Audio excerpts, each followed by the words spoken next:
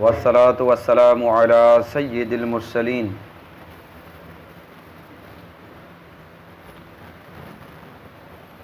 اما بعد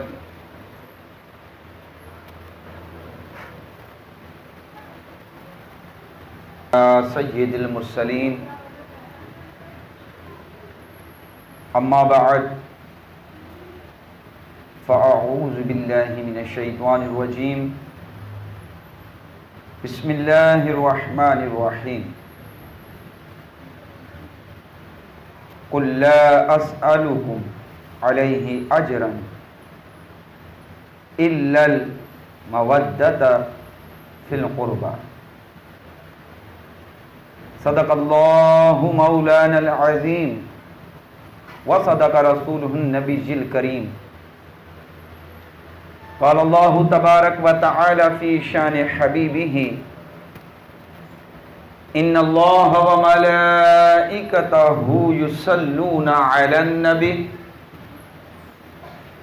یا ایہا الذین آمنوا صلوا علیہ وسلموا تسلیما اللہم صل وسلم وبارک علی سیدنا و مولانا محمد نبی الامی الحبیب العالی القدر العظیم الجاہ وعلی آلہ واصحابہ وبارک وسلم۔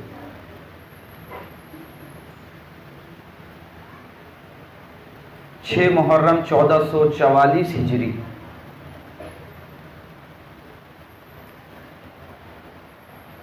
ہمارے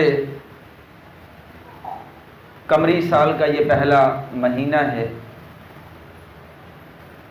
بظاہر ہماری زندگی کا 1 سال بڑھ گیا، لیکن اگر تقدیر الہی کی طرف نگاہ کریں تو جو عمر ہماری متعین ہے اس میں سے 1 سال اور کم ہو گیا۔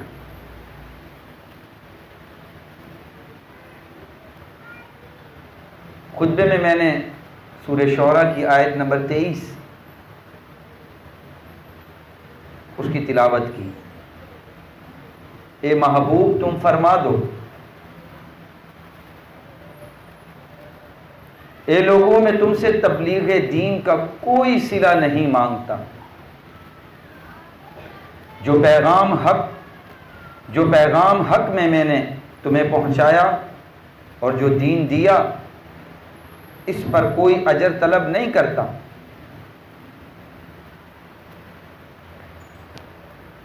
اور حقیقت بات یہ ہے کہ تبلیغی مساعی جد و جہد جب اجر صلے اور ستائش کی آرزو سے پاک ہوں تو پھر اپنے دامن میں تاثیر رکھتی ہے، ورنہ ہواؤں میں اڑتی ہوئی تتلیوں کی طرح لفظ اپنا رنگ تو جماتے ہیں لیکن من میں اترنے سے آشنا نہیں ہوتے۔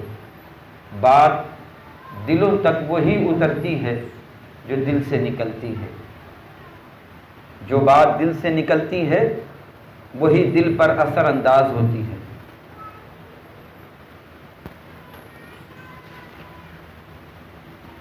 اللہ تبارک و تعالی فرماتا ہے اِلَّا الْمَوَدَّةَ فِي الْقُرْبَى،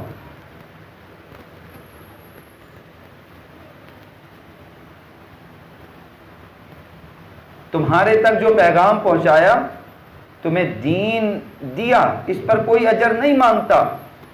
ہاں ایک چیز، اِلَّا الْمَوَدَّةَ فِي الْقُرْبَى، ہاں ایک چیز کا تم سے مطالبہ ہے، جو میرے اہل قرابت ہیں ان سے تم نے محبت کرنی ہے۔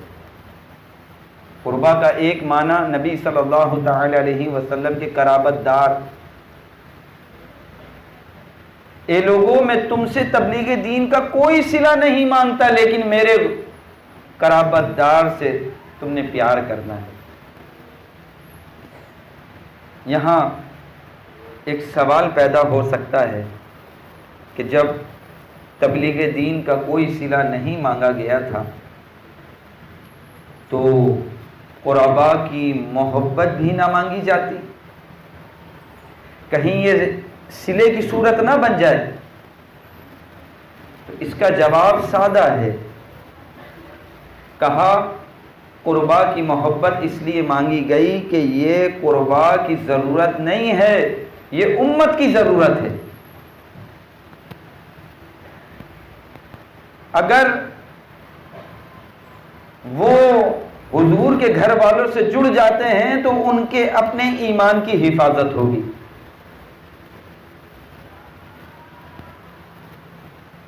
حدیث شریف میں آتا ہے،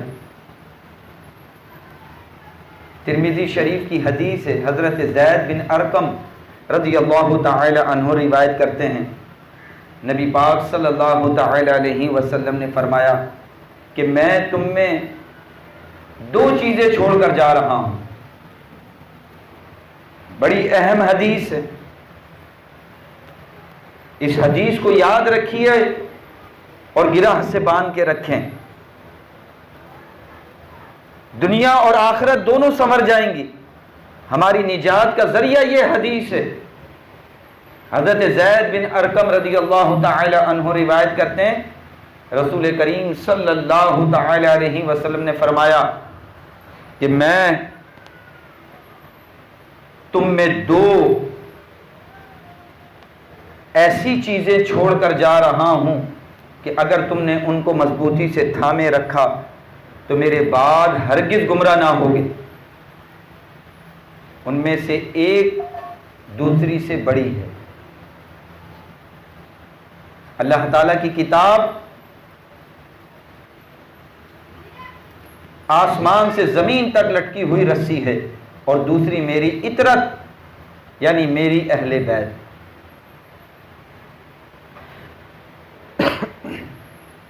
میرے اور آپ کے آقا و مولا صلی اللہ تعالی علیہ وسلم نے فرمایا، انی تارک فیکم الثقلین۔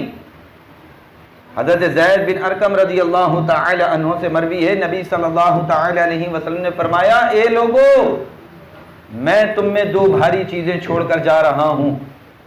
حضور علیہ السلام نے تنکا تنکا کر کے جو امت جوڑی تھی، اس کو حضور علیہ السلام لاوارث چھوڑ کر نہیں گئے۔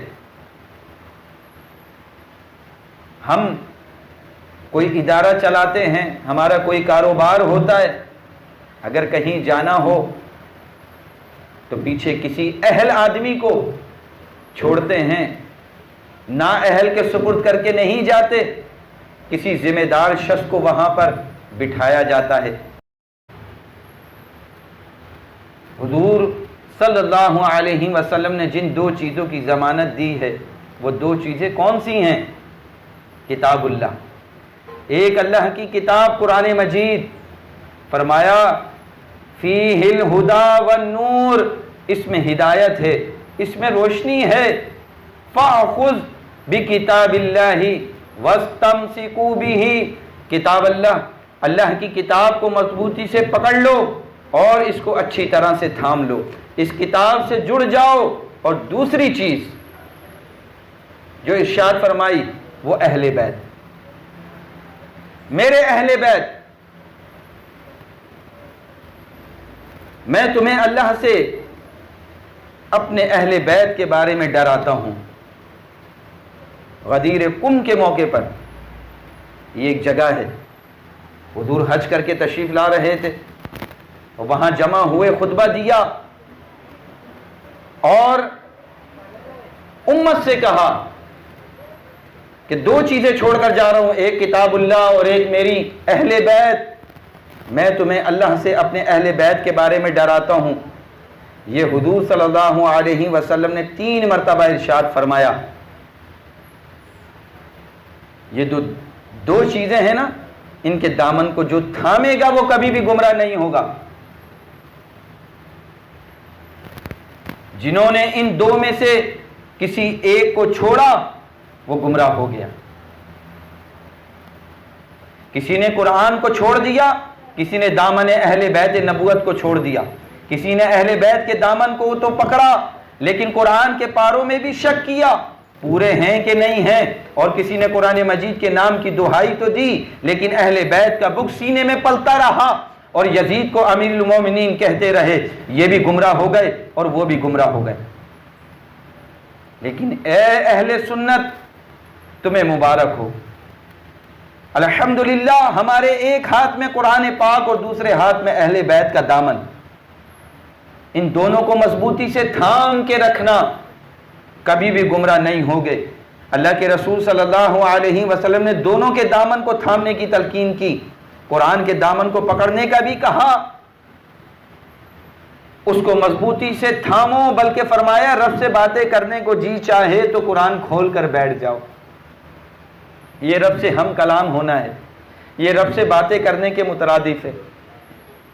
حضرت سہل بن عبداللہ تستری علیہ رحمہ، ان کے بارے میں آتا ہے یہ جنگل میں رہتے تھے، لوگ ان سے ملنے جنگل میں گئے، کہا آپ جنگل میں کیسے رہتے ہو، جنگلات میں وقت کیسے کاٹتے ہیں، آئیں نا کبھی شہر میں، آپ کے مزاج کے لوگ آپ کو وہاں مل جائیں گے۔ حضرت سہل بن عبداللہ تستری علیہ رحمہ نے کہا تمہیں کس نے کہا کہ میں تنہا رہتا ہوں؟ لوگوں نے کہا تم نے کیا کہنا تھا، ہم خود دیکھ رہے ہیں کہ تمہارے ساتھ کوئی نہیں ہے۔ کہا واللہ میں تنہا نہیں ہوں، جب میرا دل اداس ہوتا ہے اور میرا جی چاہتا ہے اور میرا رب سے بات کرنے کو جی چاہتا ہے تو میں نماز کے لیے کھڑا ہو جاتا ہوں، اور جب اس کی باتیں سننے کو جی چاہتا ہے تو میں قرآن کھول کر بیٹھ جاتا ہوں، کبھی اپنی سناتا رہتا ہوں کبھی اس کی سنتا رہتا ہوں۔ تمہیں کس نے کہا کہ میں تنہا رہتا ہوں؟ میں تو دم دم اپنے رب کے ساتھ رہتا ہوں۔ قرآن کو تھام کے رکھو، اگر قرآن چھوڑا، یاد رکھیے قرآن جو چھوڑے گا وہ گمراہ ہو جائے گا، گمراہ ہو جائے گا۔ قرآن کو چھوڑنا نہیں اور صحابہ کی محبت سے پیچھے ہٹنا نہیں۔ دیکھیں جب قرآن تھا نا ہمارے لیے، قرآن کے اندر تو سب کچھ آیا، تو کیا ضروری تھا کہ اہل بیت کے دامن کو بھی تھاما جاتا؟ کیوں کہا گیا؟ اس کا سادہ سا جواب یہ ہے کہ ایک ہوتی ہے تھیوری، ایک ہوتا ہے اس کا پریکٹیکل۔ اگر اسلام کی تھیوری دیکھنی ہے تو قرآن موجود ہے، اگر پریکٹیکل دیکھنا ہے تو کربلا کے تپتے ہوئے ریزگار میں حسین ابن علی کا کردار موجود ہے۔ ہم اپنے بندوں کو آزماتے ہیں بھوک سے، پیاس سے، جان مال پھلوں کے ضیاء سے، اور جو میرے ہیں پھر وہ صبر کر کے دکھاتے ہیں۔ انسان پرکھا جاتا ہے بھوک سے بھی اور پیاس سے بھی، مالوں کے ضیاء سے بھی اور جائیداد کے لٹنے سے بھی، کبھی گھر بار لٹنے سے بھی، کبھی گردنیں کٹنے سے بھی، کبھی پھل لٹنے سے۔ زندگی کی کمائی اولاد ہے، یہ پھل ہے، اس پھل کے لٹنے سے بھی آزمائش ہوتی ہے، لیکن صابر صبر کر کے دکھاتے ہیں کہ یہ تھیوری ہے، پریکٹیکل اور چیز ہے۔ اگر اس کا پریکٹیکل دیکھنا ہو تو کربلا کے میدان میں دیکھو کہ ایک ہی کمرہ امتحان میں سارے امتحان اکٹھے لیے گئے، بھوک بھی وہیں تھی، پیاس بھی وہیں تھی، مالوں کا ضیاء بھی وہیں تھا، جانوں کا ضیاء بھی وہیں تھا، اور پھل زندگی کی کمائی اولاد بھی لٹ رہی تھی۔ اور صابر کو دیکھو کہ 18 سال کا بیٹا کاندھوں پہ اٹھا کے خیمے تک پہنچتا ہے اور پھر بھی ہاتھ اٹھا کر کہتا ہے مالک حسین کی یہ قربانی قبول فرما۔ یہ تماشائے لب بام نہیں ہے، کسی کے ہاں جب جوان بیٹا فوت ہو جائے اور اسے طبعی موت آ جائے تو سارا محلہ ساری بستی اس کو تسلی دینے والی ہوتی ہے، لیکن پھر بھی وہ سنبھل نہیں پاتا، جنازہ اٹھاتا ہے تو 5 آدمی سہارا دے کر اسے لے جا رہے ہوتے ہیں۔ پوچھا گیا کہ غمزدہ یہ کون ہے، اتنا دکھی یہ کون شخص ہے؟ بتاتے ہیں اسی کے بیٹے کی لاش جا رہی ہے۔ جوان بیٹا نور نظر طبعی موت سے بھی مر جائے تو سارے تسکین اور تسلی تشفی دینے والے ہوں تو پھر بھی قرار نہیں آتا۔ پھر میں اس حسین ابن علی کو کیوں نہ سلام کروں؟ جو کبھی علی اصغر کی لاش اٹھا کر لا رہے ہیں، کبھی علی اکبر کی لاش اٹھا کر لا رہے ہیں، کبھی جوان قاسم بھتیجے کی لاش اٹھا کر لا رہے ہیں، کبھی کٹے ہوئے عباس کے بازو اٹھا کے لا رہے ہیں، اور پھر 71 لاشیں خیموں تک پہنچانے کے بعد خود گھوڑے کی زین پر آ جاتے ہیں، تو پھر بھی ایک وقار کے ساتھ لشکر یزید کا سامنا کرتے ہیں۔ میں کہتا ہوں اگر ہمالیہ بھی ہوتا تو اس کا کلیجہ پانی پانی ہو جاتا، لیکن آپ اس بات پن سے آئے۔ وہ کسی شاعر نے کہا یہ کون ذی وقار ہے، بلا کا شاہ سوار ہے، لباس ہے پھٹا ہوا غبار میں اٹا ہوا، تمام جسم نازنی چھدا ہوا کٹا ہوا، ہزار ہاں کے سامنے وہ پھر بھی ہے ڈٹا ہوا، نبی کا نور عین ہے یہ بالیقین حسین ہے۔ یہ میرے حسین ابن علی کی شان عظیمت ہے، شان عظیمت ہے۔ جو جس حالت میں دنیا سے گیا، جب قیامت میں اٹھے گا اسی حالت میں اٹھے گا۔ عرفات کا میدان تھا، ایک صحابی لبیک لبیک اللہم لبیک لا شریک لک لبیک پکارتے ہوئے احرام پہنے حج کو آ رہے تھے۔ اچانک وہ گرے اور ان کی گردن کی ہڈی ٹوٹنے سے ان کو موت واقع ہوئی۔ نبی صلی اللہ تعالی علیہ وسلم کی خدمت میں ان صحابی کی موت کے حوالے سے عرض کیا گیا۔ اللہ کے رسول صلی اللہ تعالی علیہ وسلم نے فرمایا ان کو احرام میں ہی کفن دے دو، اور پھر فرمایا نبی پاک نے جب یہ قیامت کے دن قبر سے اٹھائے جائیں گے تو یہ لبیک اللہم لبیک پکارتے ہوئے اٹھیں گے، جس حالت میں گئے ہیں اسی حالت میں اٹھائے جائیں گے۔ یہ قانون نبی صلی اللہ علیہ وسلم نے بتایا، تو پھر اس قانون کے تحت حسین ابن علی کا سر قیامت کے دن سجدے سے اٹھایا جائے گا۔ وہ آج بھی نماز میں ہیں، حسین تو آج بھی سجدے میں ہیں۔ یزیدیوں نے آپ کا سر انور کاٹ کے نیزے کی نوک پر چڑھا دیا اور فتح کے نعرے بجائے کہ ہم جیت چکے، لیکن لشکر یزید سے آواز آئی یہ کیسا سر ہے جو کٹ کے بھی سر بلند ہی ہے، یہ کٹ کے بھی اونچا ہے۔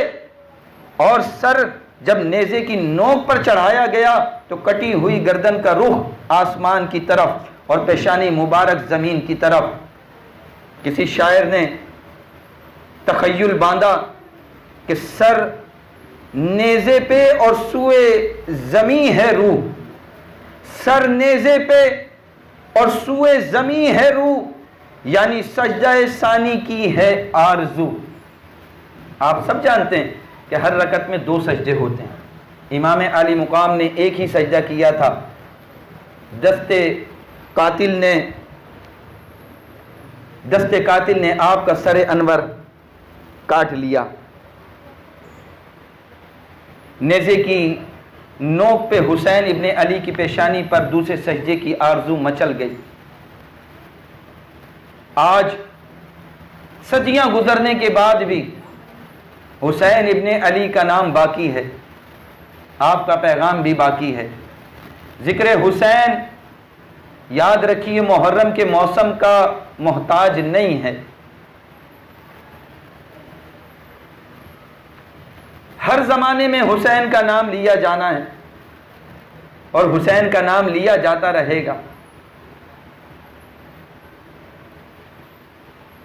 زمانے میں آپ کو کوئی یزید نہیں ملے گا۔ ہماری آج کی محفل میں دیکھ لیں، اگر پوچھیں تو بہت ساری ایسے ہوں گی، میری مائیں میری بہنیں جن کے بیٹوں کے نام حسین ہوں گے۔ حسین کے نام پہ انہوں نے اپنے بیٹے کا نام رکھا ہوگا، کسی کا غلام حسین، کسی کا غلام شبیر، کتنے لوگ مل جائیں گے۔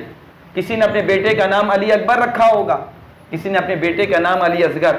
تلاش اگر کیے جائیں تو یہ نام مل جائیں گے۔ کتنی ہی زینب آج کے ہمارے اجتماع میں بیٹھی ہیں، آج کے اجتماع میں فاطمہ نام کی خاتون مل جائے گی، سغرا نام کی بیٹی مل سکتی ہے، اور اگر میں ڈھونڈنے کے لیے آپ کو کہوں کہ پوری دنیا میں نکل جاؤ، شمر نام کا بندہ ڈھونڈ کے بتا دو، خولی نام کا بندہ ڈھونڈ کے بتا دو، ابن زیاد نام کا بندہ ڈھونڈ کے بتا دو، یزید نام کا بندہ ڈھونڈ کے بتا دو، باخدا ان ناموں کے افراد آپ کو نہیں ملیں گے۔ جیتا کون ہے؟ جیتا وہی ہے جن کا نام بھی باقی ہے، جن کا پیغام بھی باقی ہے۔ اور کتنی محبتیں تجھے اے فراز چاہیے، اور کتنی محبتیں تجھے اے فراز چاہیے۔ ماؤں نے تیرے نام پہ بچوں کے نام رکھ دیے۔ امام حسین کا نام کل بھی زندہ تھا، آج بھی زندہ ہے، وہ نام کبھی ختم نہیں ہو سکتا، وہ نام کبھی بھی ختم نہیں ہو سکتا۔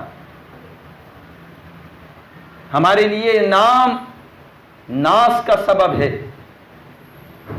ہم حسین سے محبت کرنے والے ہیں، ہم حسین پہ جان نثار کرنے والے ہیں۔ امام حسین ایسے در یکتا ہیں کہ صدف کائنات کے اندر وہ نگینہ صرف ایک ہی ہے۔ لوگوں نے خدا ہونے کے دعوے کیے ہیں، نبی ہونے کے دعوے کیے ہیں، مہدی ہونے کے دعوے کیے، لیکن آج تک کسی نے حسین ہونے کا دعویٰ نہیں کیا۔ یہ دعویٰ اس لیے ممکن نہ ہوا، کوئی گھر لٹائے تو حسین بنے، تیروں پہ تیر کھائے تو پھر حسین ہونے کی بات کرے، اپنے 6 ماہ کے بچے کو اپنے ہاتھوں پر لے جا کر اور اس کے حلق میں پیوست تیر نکال کر بھی اللہ کا شکر بجا لائے اور صبر کے دامن کو نہ چھوڑے۔ کوئی ایسا حوصلہ رکھے تو حسین ہونے کا دعویٰ کرے۔ دنیا پر حسین ایک ہی ہے، اور جبر کے خلاف جس انداز سے امام حسین رضی اللہ تعالی عنہ نے عظیمت کی داستان رقم کی ہے، وہ قیامت تک مسلمانوں کے لیے نمونہ قرار پائے گی۔ حضرت سیدنا امام حسین نواسۂ رسول ہی نہیں بلکہ محبوب الرسول ہیں۔ اللہ تبارک و تعالی نے اپنے محبوب نبی صلی اللہ تعالی علیہ وسلم کے نواسے کو ان فضیلتوں سے جامعیت سے سرفراز فرمایا جو حضرت سیدنا امام حسین کا طرہ انفرادیت ہے۔ حضرت سیدنا عقبہ بن عامر رضی اللہ تعالی عنہ روایت کرتے ہیں کہ میں نے نبی صلی اللہ علیہ وسلم سے سنا کہ جب جنتی جنت میں چلے جائیں گے تو جنت کہے گی، اے پروردگار، کیا تو نے میرے ساتھ وعدہ نہیں فرمایا تھا کہ تو اپنے ارکان میں سے 2 ارکان کے ساتھ مجھے زینت بخشے گا؟ تو اللہ تعالیٰ جنت کے اس سوال پر جواباً ارشاد فرمائے گا، علم ازینوکی بالحسن والحسین۔ امام حسین رضی اللہ تعالی عنہ کو آنے والے تمام مصائب کا پتہ تھا۔ آپ جانتے تھے کہ میرے ساتھ آگے کیا ہونے والا ہے۔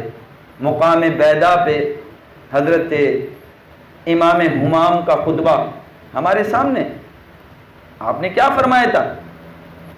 آپ نے کہا کہ مجھے پتا ہے میرے ساتھ کیا سلوک ہوگا۔ جب لوگوں نے مشورہ بھی دیا تھا کہ اتنا بڑا لشکر جزار آپ کے مقابلے میں آنا چاہتا ہے، کوفے والوں کے دل بدل گئے، ان کی تلواریں یزید کے ساتھ ہیں، وہ آپ کا کبھی بھی ساتھ نہیں دیں گے۔ الکوفی لا یوفی، کوفی کبھی بھی وفا نہیں کرتا، تو آپ یہاں سے پلٹ جائیں۔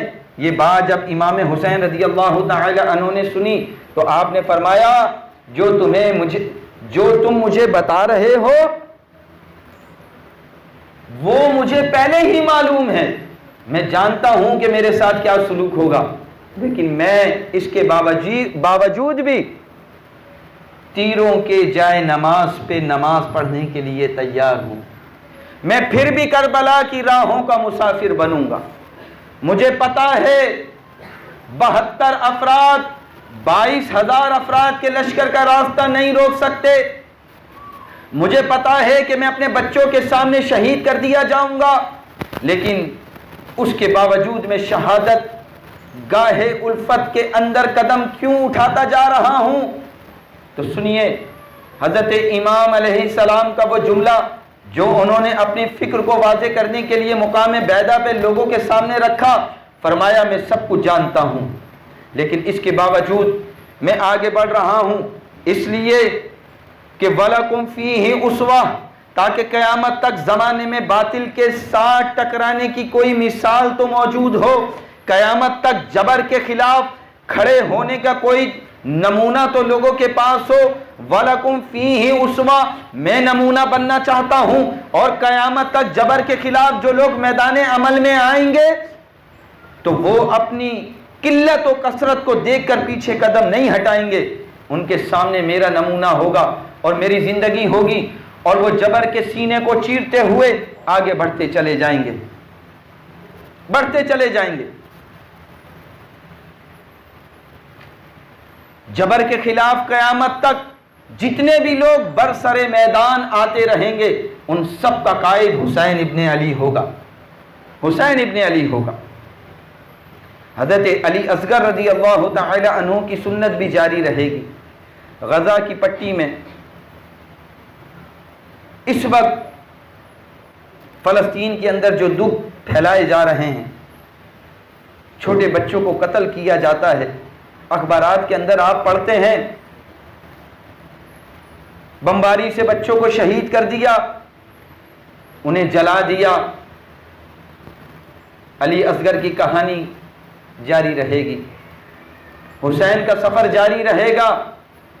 حسین ابن علی نے جس چیز کی طرح ڈالی تھی، جس چیز کی راہ ڈالی تھی، جس چیز کی بنیاد ڈالی تھی، اور جس راستے کے مسافر ہوئے تھے، وہ سفر جاری ہے، قیامت تک جاری رہے گا۔ حضرت امام مہدی رضی اللہ تعالی عنہ حتیٰ کہ جلوہ افروز ہو جائیں، پھر آپ جبر کے خلاف آخری معرکہ لڑیں، اور ظلم ہمیشہ کے لیے نیست و نابود ہو جائے گا پھر، اور اسلام کا پرچم سر بلند اور سرفراز ہو جائے گا۔ قیامت تک امام حسین رضی اللہ تعالی عنہ نے اپنی سنت کو بطور نمونہ چھوڑا اور فرمایا وَلَكُمْ فِيهِ أُسْوَةٌ، میں اس لیے خود کربلا کے اندر ایک انوکھی داستان رقم کرنے کے لیے جا رہا ہوں، تاکہ قیامت تک لوگوں کے لیے میری زندگی ایک نمونے کے طور پر موجود رہے۔ حضرت امام حسین رضی اللہ تعالی عنہ نے کربلا کے اندر جو عظیمت کی داستان رقم کی، اور جس طرح جبر کے سامنے پوری قوت کے ساتھ سینہ تان کے کھڑے ہو گئے، 22,000 افراد کے سامنے تنے تنہا شخص کا جانا یہ کوئی تماشا نہیں ہے۔ 72 افراد کے زخم کلیجے پہ موجود ہیں، اور اپنے بھائیوں، بیٹوں، بھتیجوں اور بھانجوں کے لاشیں اٹھا اٹھا کر آپ خیمے تک لا رہے ہیں۔ علی اصغر دم چھوڑ چکے ہیں، اور جوان علی اکبر آپ اس کو اٹھا کر خیمے تک لا رہے ہیں۔